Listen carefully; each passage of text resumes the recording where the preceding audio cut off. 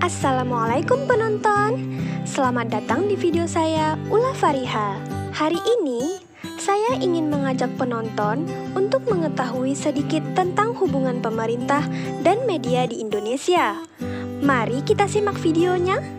Happy watching! Berbicara tentang hubungan pemerintah dan media, tidak bisa dilepaskan dari sistem pers yang dianut dalam suatu negara.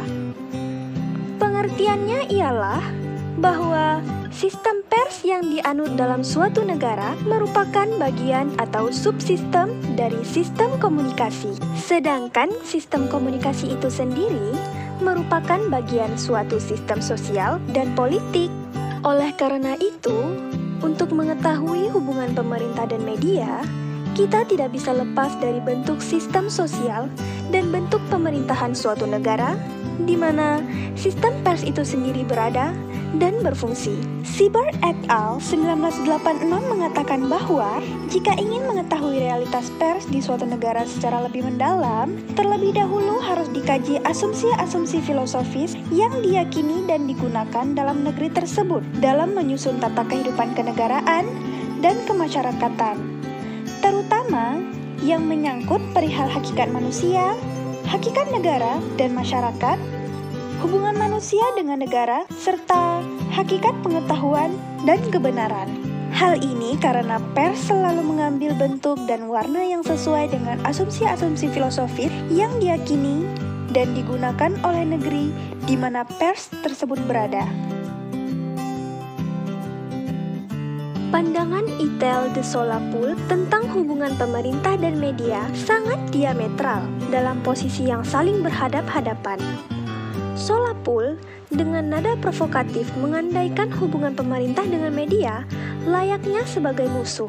Pemerintah disebut sebagai St. George, sedangkan media dijuluki Sang Naga.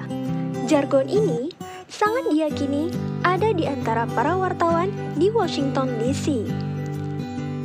Dalam konteks itulah, kemudian menurut Nimo bahwa media memiliki 5 fungsi, yaitu mengumpulkan fakta dari peristiwa yang terjadi di sekelilingnya dan menyajikannya ke publik, berperan sebagai interpreter terhadap suatu peristiwa yang diliputinya, memberi tugas kepada media massa agar lebih representatif atau mewakili publik di dalam melawan pemerintah.